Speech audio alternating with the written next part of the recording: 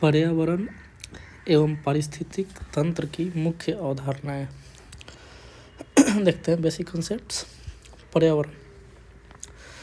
पर्यावरण यह एक प्राकृतिक तंत्र है जो किसी जीव के आवास और पारिस्थितिकी तंत्र को आकार देने के लिए एक प्राकृतिक तंत्र है जो किसी जीव के आवास और पारिस्थितिकी तंत्र को आकार देने के लिए जैविक एवं अजैविक कारकों की अंतर क्रियाओं का निर्माण करता है।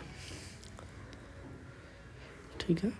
यह भौतिक कारक जैसे जल, वायु, जैविक कारक, जैव अणु और रासायनिक अंतर क्रियाओं यानी रासायनिक चक्र के माध्यम से किसी जीव या जीवों के समूह को प्रभावित करता है। सभी जीव अपनी प्राकृतिक जैव प्रक्रियाओं तथा अपनी भौतिक आवश्यकताओं को पूर्ण करने के लिए पर्यावरण पर निर्भर हैं। पारिस्थितिकी शब्द वर्ष 1866 में जर्मन प्राणी विज्ञानी अर्नस्ट हैकल द्वारा दिया गया था। 1866 जर्मन प्राणी विज्ञानी अर्नस्ट हैकल द्वारा। यह जीव विज्ञान की वह शाखा है पारिस्थितिकी जीव विज्ञान की वह शाखा है जो जीवों के एक दूसरे से संबंध यानी ऊर्जा प्रवाह और खनिज चक्रण इत्यादि जीवों के एक दूसरे से संबंध और उनके भौतिक परिवेश का अध्ययन करती है।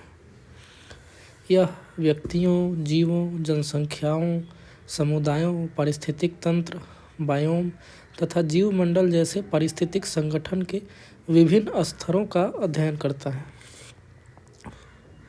पारिस्थितिकी के सिद्धांत देखते हैं। अनुकूलन एडेप्टेशन किसी जीव का रूप, व्यवहार, संरचना, जीवन पद्धति जो उसे किसी विशेष वातावरण में जीवित रहने की स्थिति प्रदान करती है। अनुकूलन क्या है कि किसी जीव का रूप, व्यवहार, संरचना, जीवन पद्धति जो उसे किसी विशेष वातावरण में जीवित रहने की स्थिति प्रदान करती है।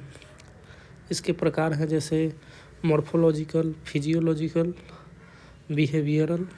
जैसे देखते हैं रूपात्मक या आकृति संबंधी मॉर्फोलॉजिकल। उदाहरण के लिए मरुस्थल में रहने वाली फेनेक लोमड़ी के कान बड़े होते हैं जो इसके शरीर से ऊष्मा विकिरण की अनुमति देकर इसके शीतलन में सहयोग करते हैं। ठीक है। फेनेक लोमड़ी के कान बड़े होते हैं जो ऊष्मा विकिरण की, क्योंकि मरुस्थल में रहेंगे तो ऊष्मा विकिरण ज़्यादा निकलना चाहिए। शीत जलवायु के स्तनधारियों में ऊष्मा हानि को न्यूनतम करने के लिए आमतौर पर कान और अंग छोटे होते हैं। इसे एलन का नियम कहा जाता है। शीत जलवायु के स्तनधारियों के कान और दूसरे अंग छोटे होते हैं। शारीरिक एडेप्टेशन यानी फिजियोलॉजिकल एडेप्टेशन ये क्या है? जैसे कई जंतु अपने शिकारों को पकड़ने के लिए तथा स्वयं को सुरक्षित रखने के लिए शिकारियों से बचने के लिए जहर उत्पन्न करते हैं। ये शारीरिक का एग्जाम्पल है। व्यवहार संबंधी बिहेवियरल शीतकालीन उत्तरजीविता तकनीक के रूप में शीत निष्क्रियता यानी हाइबरनेशन। उदाहरण के लिए चमगादड़, भालू और कृंतकों में शीत निद्रा की घटना देखी जाती है। चमगादड़, भालू और कृंतक रोडेंट्स। देखते हैं आगे वेरिएशन विभिन्नताएं। यह किसी जनसंख्या के भीतर व्यक्तियों के मध्य आनुवंशिक या शारीरिक लक्षणों में अंतर को संदर्भित करता है जिसमें जीनों और उनके संयोजनों में होने वाली विभिन्नताएं शामिल हैं। किसी जनसंख्या के भीतर व्यक्तियों के मध्य आनुवंशिक या शारीरिक लक्षणों में अंतर को विभिन्नताएं या वेरिएशंस कहते हैं। उत्परिवर्तन, जलवायु परिवर्तन, भौगोलिक अवरोध आदि समय के साथ विभिन्न भिन्नताएं प्रदर्शित करते हैं। वह प्रक्रिया जिसमें जीव नई पर्यावरणीय चुनौतियों या नए पर्यावरणीय निकेतों के तहत पैतृक प्रजाति से नए रूपों में विविधता लाते हैं। यह वह प्रक्रिया है जिसमें जीव नई पर्यावरणीय चुनौतियों या नए पर्यावरणीय निकेतों के तहत पैतृक प्रजाति से नए रूपों में विविधता लाते हैं। ये वेरिएशंस है। स्पेसिएशन प्रजातिकरण, नई प्रजातियों के निर्माण की प्रक्रिया। प्रजातिकरण क्या है? नई प्रजातियों के निर्माण की प्रक्रिया। एक प्रजाति में कई समूह शामिल होते हैं। प्रायः भौगोलिक अवरोधों के कारण अलग अलग समूह भिन्न या पृथक हो जाते हैं। एक अवधि के बाद भौगोलिक पृथक्करण प्रजातिकरण की ओर ले जाता है, अर्थात भौगोलिक प्रजातिकरण या एलोपेट्रिक प्रजातिकरण। एक होता है भौगोलिक प्रजातिकरण या एलोपेट्रिक प्रजातिकरण, दूसरा सिम्पेट्रिक प्रजातिकरण स्पेसिएशन। अंतर प्रजनन में कोई भौतिक अवरोध न होने के बावजूद नई प्रजातियां स्वतः ही विकसित हो जाती हैं। ये खाद्य स्रोतों के कारण हो सकती है और भी कारण हो सकते हैं। तो इसको सिम्पेट्रिक प्रजातिकरण कहा जाता है, जिसमें कोई भौतिक अवरोध नहीं होने के बावजूद होता है। अगर भौतिक अवरोध हो, भौगोलिक पृथक्करण के कारण हो, तो उसे एलोपेट्रिक प्रजातिकरण कहा जाता है। म्यूटेशन उत्परिवर्तन, आनुवंशिक सामग्री में परिवर्तन जो डीएनए प्रतिकृति में त्रुटि के परिणाम स्वरूप होता है, जिसमें नए जीन का विकास होता है। उपर्युक्त के परिणाम स्वरूप एक ही प्रजाति के सदस्य भिन्नता प्रदर्शित करते हैं और एक समान नहीं होते हैं। इसको म्यूटेशन कहा जाता है। नेचुरल सिलेक्शन या प्राकृतिक चयन, डार्विन और वालेस द्वारा प्रस्तावित यह एक ऐसी प्रक्रिया है जिसके द्वारा प्रजातियां अपने पर्यावरण के प्रति अनुकूलित हो जाती हैं। डार्विन और वालेस पर्यावरण के प्रति अनुकूलित हो जाती हैं प्रजातियां। एक विकासवादी क्षमता इवोल्यूशनरी फोर्स जो विविधताओं के बीच चयन करती हैं, यानी ऐसे जीन जो जीव को जीवित रहने, प्रजनन आयु तक पहुंचने और अपनी संतानों को उपयुक्त अनुकूलन प्रदान करने की बेहतर संभावना रखने में मदद करते हैं। ये प्राकृतिक चयन का सिद्धांत कहा जाता है। इवोल्यूशन उद्विकास वह प्रक्रिया जिसके द्वारा जीवित जीव समय के साथ जीनोम में परिवर्तन के माध्यम से बदलते हैं।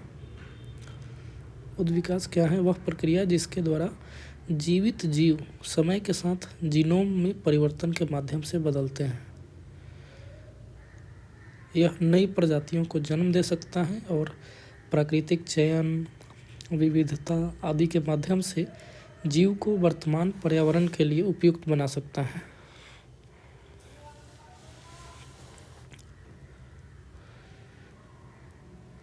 यह नई प्रजातियों को जन्म दे सकता है और प्राकृतिक चयन, विविधता आदि के माध्यम से जीव को वर्तमान पर्यावरण के लिए उपयुक्त बना सकता है। चार्ल्स डार्विन और अल्फ्रेड वालेस 1859 में उद्विकास का सिद्धांत प्रतिपादित किया इन लोगों ने। इस सिद्धांत को आनुवंशिकी में प्रगति के आलोक में विस्तारित किया गया है और इसे नव डार्विनवाद के रूप में जाना जाता है।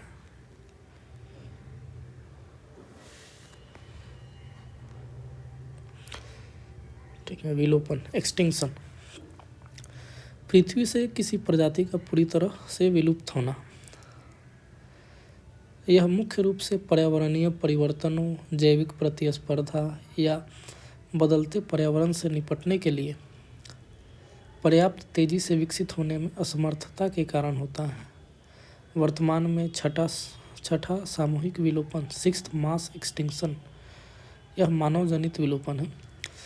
सिक्स्थ मास एक्सटिंक्शन प्रगति पर है, जो मानव द्वारा प्राकृतिक संसाधनों के अत्यधिक दोहन, प्राकृतिक आवासों के विखंडन, पारिस्थितिक तंत्र के विनाश, प्रदूषण और वैश्विक जलवायु परिवर्तन के कारण और बढ़ गया है।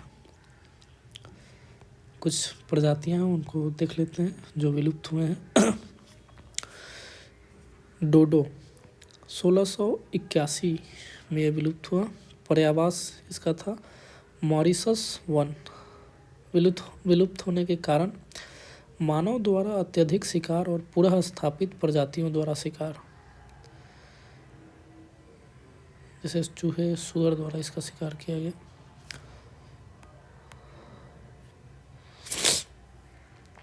पैसेंजर पिजन, यह 1914 में विलुप्त हुआ। यह उत्तरी अमेरिका में पाया जाता था। वनों की कटाई के कारण बड़े पैमाने पर शिकार और पर्यावासों का विनाश हुआ। पैसेंजर विजन, उत्तरी अमेरिका। फिर तस्मानियाई बाघ, इसे थाइलासीन भी कहा जाता था। तस्मानियाई बाघ 1936। तस्मानिया घास के मैदान वन 1936 में विलुप्त हुआ। मानव द्वारा शिकार, पर्यावास की हानि, कुत्तों जैसे पुनर्स्थापित प्रजातियों के साथ प्रतिस्पर्धा। बाईजी यांगची नदी डॉल्फिन, इसे बाईजी भी कहा जाता है, 2006 में विलुप्त हुआ, प्रक्रियात्मक रूप से विलुप्त। यह नाम से ही स्पष्ट है, यांगची नदी चीन। बांध निर्माण, प्रदूषण और अत्यधिक मत्स्यायन के कारण पर्यावासों का क्षरण हुआ। ग्रेट ऑक 1844 में विलुप्त हुआ। उत्तरी अटलांटिक महासागर पंख में उत्तरी अटलांटिक महासागर में पाया जाता था। पंख, मांस और अंडे के लिए अत्यधिक शिकार किया गया। मानव द्वारा पर्यावास का ह्रास किया गया। ग्रेट ऑक। नेक्स्ट देखते हैं पायरेनियन आइबेक्स, 2000 में विलुप्त हुआ। पायरेनीस पर्वत स्पेन में पाया जाता था। पायरेनियन आइबेक्स, अत्यधिक शिकार, पर्यावास की हानि और घरेलू पशुधन के साथ प्रतिस्पर्धा। स्टीलर समुद्री गाय 1768 विलुप्त हुआ, 1768 में, और उत्तरी प्रशांत महासागर में पाया जाता था ये तटीय जल में। इसकी खोज के कुछ ही समय बाद मनुष्यों द्वारा इसका मांस और वसा के लिए अत्यधिक शिकार किया गया। कैरेबियन मूंग सील 1952 में विलुप्त हुआ। कैरेबियन सागर में पाया जाता था। मानवीय गतिविधियों के कारण अत्यधिक शिकार और पर्यावास का क्षरण हुआ। गोल्डन टॉड 1989 में विलुप्त हुआ। कोस्टारिका क्लाउड फॉरेस्ट में पाया जाता था ये, कोस्टारिका में। जलवायु परिवर्तन, पर्यावास हानि और कवकीय संक्रमण। पिंटा द्वीप कछुआ 2012 में यह विलुप्त हुआ। लोनसम जॉर्ज की मृत्यु लास्ट ये रहा होगा। गैलापागोस द्वीप समूह प्रशांत महासागर में पाया जाता था। पूरा स्थापित प्रजातियों जैसे बकरी चूहों द्वारा पर्यावासों का विनाश, शिकार और भक्षण, इनके कारण पिंटा द्वीप कछुआ विलुप्त हुआ। आगे देखते हैं कुछ ऐसे प्रजातियां जो हाइबरनेशन यानी शीत निष्क्रियता को प्रदर्शित करती हैं। स्तनधारी में जैसे भालू, काला भालू, ग्रिजली भालू, यह शरीर के तापमान में मामूली कमी जिससे उसकी चयापचय दर काफ़ी धीमी हो जाती है। शरीर के तापमान में मामूली कमी होती है, उनकी चयापचय दर काफ़ी धीमी हो जाती है। चमगादड़, छोटा भूरा चमगादड़, बड़ा भूरा चमगादड़, ये उदासीनता में रहते हैं। भोजन एंटर टॉडपोर, भोजन की कमी से बचाव के लिए शीत ऋतु के दौरान ऊर्जा का संरक्षण करते हैं।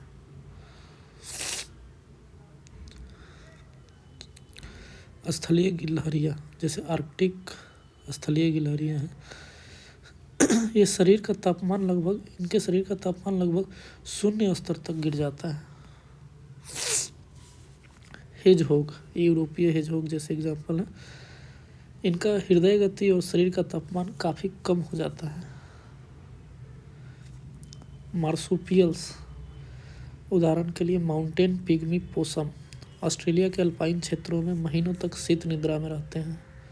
मार्सुपियल्स। सरीसृप वर्ग में रेप्टाइल्स अभी हमने देखा, मैमल्स के एग्जाम्पल्स कुछ सरीसृप देखते हैं। कछुए जैसे चित्रित कछुआ, तो कछुए अवायवीय चयापचय पर निर्भर रहते हैं। जल के अंदर शीत निद्रा हाइबरनेट में रहते हैं। सांप जैसे गार्टर स्नेक, ये शीत निद्रा में रहने के लिए सामुदायिक झुंड में रहते हैं। छिपकलियाँ जैसे ग्रीन इगुआना शीत ऋतु के दौरान बिलों में रहते हैं। एम्फीबियन जैसे मेढक,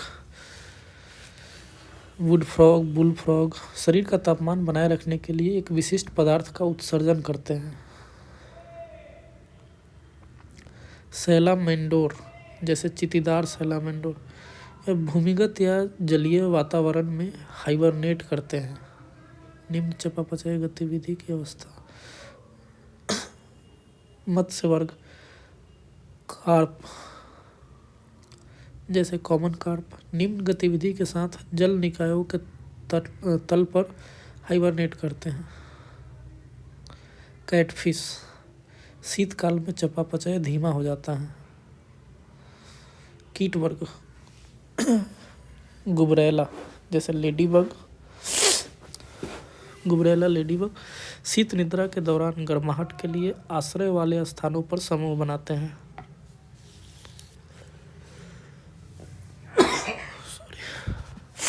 मधुमक्खियाँ जैसे भौरा, रानी मधुमक्खी सर्दियों के दौरान शीत निद्रा में चली जाती हैं।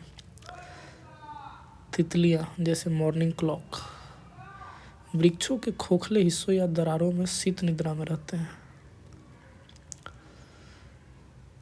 पक्षी वर्ग, बर्ड्स जैसे कॉमन पुअरविल, फैलेनोप्टिलस न्यूटाली लंबे समय तक शीत निद्रा में रहने के लिए जाना जाने वाला एकमात्र पक्षी है जो उदासीनता जैसी स्थिति में प्रवेश करता है। कॉमन पुअरविल या फैलेनोप्टिलस न्यूटाली। इकोलॉजिकल हायरार्की देख लेते हैं, पारिस्थितिक पदानुक्रम। जैसे एकल जीव होता है, फिर जनसंख्या, फिर समुदाय, फिर पारितंत्र, फिर जीवमंडल, जैवमंडल। चलिए देख लेते हैं एकल जीव और स्पीसीज प्रजातियाँ। एकल जीव एक जीव जो स्वतंत्र रूप से कार्य कर सकता है।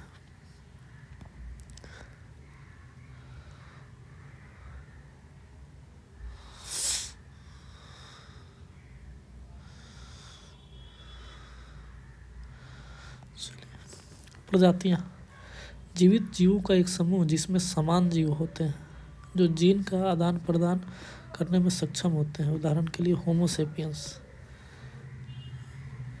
और इसी को वर्गीकरण के मूल इकाई बोला जाता है, जीव को स्पीसी। इसमें स्पीसीज में दो क्षमता होनी चाहिए, एक तो कि way to mate with each other और दूसरा टू बर्थ फर्टाइल स्पीसी। जनसंख्या, इसके बाद होता है जनसंख्या, पॉपुलेशन। एक विशिष्ट समय के दौरान एक पारिस्थितिक क्षेत्र पर नियंत्रण करने वाले अंतर प्रजनन जीवों का एक समुदाय होता है।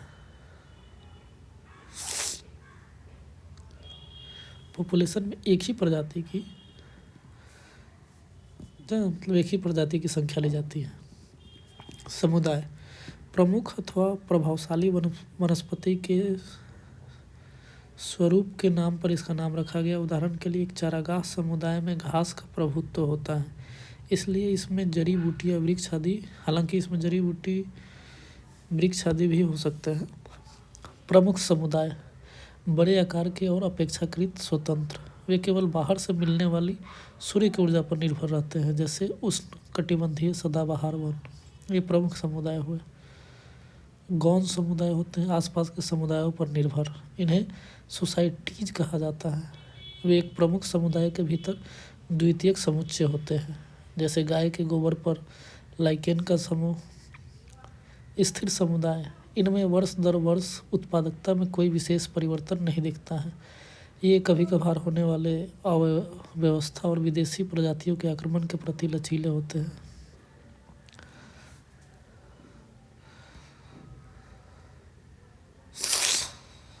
पारितंत्र,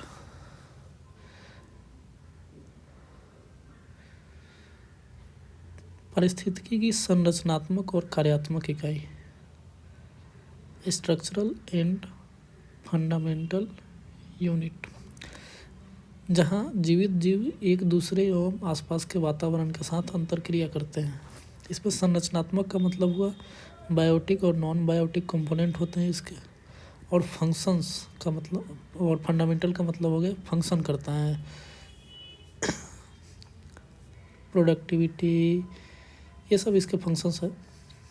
बायोम या जीवोम विशिष्ट पादपों और जंतु समूहों का एक बड़ा भौगोलिक क्षेत्र जो उस विशेष वातावरण के प्रति अनुकूलित होता है। बायोम या जीवोम देखते हैं, विशिष्ट पादपों और जंतु समूहों का एक बड़ा भौगोलिक क्षेत्र, इसमें पादप और जंतु समूह दोनों आते हैं। हालांकि पारितंत्र में भी आते हैं, जो उस विशेष वातावरण के प्रति अनुकूलित होता है। बायोम के 5 प्रमुख प्रकार: जलीय, घास के मैदान, वन बायोम, मरुस्थल बायोम, टुंड्रा बायोम। बायोम पर्यावासों से भिन्न होते हैं। एक बायोम में विभिन्न प्रकार के पर्यावास हो सकते हैं। बायोम में पादप और जंतुओं में समान जलवायु के कारण साझा विशेषताएं होती हैं तथा वे विभिन्न महाद्वीपों पर पाए जा सकते हैं। उदाहरण, टैगा वन उत्तरी गोलार्ध में सभी महाद्वीपों के समशीतोष्ण क्षेत्रों से अलग पाए जाते हैं। आगे देखते हैं बायोस्फीयर, जैवमंडल। पृथ्वी का सतह, उसके ऊपर और उसके नीचे का वह क्षेत्र जहाँ जीवन मौजूद है। पृथ्वी के जैविक घटकों में स्थलमंडल, जलमंडल और वायुमंडल शामिल हैं।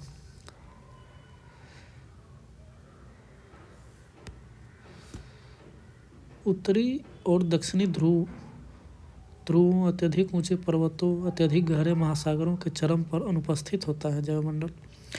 कभी कभी कवक और बैक्टीरिया के बीजाणु 8000 मीटर से अधिक ऊंचाई पर पाए जाते हैं, लेकिन वे चयापचय रूप से निष्क्रिय होते हैं, सुप्त जीवन में होते हैं। पारिस्थितिक निकेत देख सकते हैं क्या।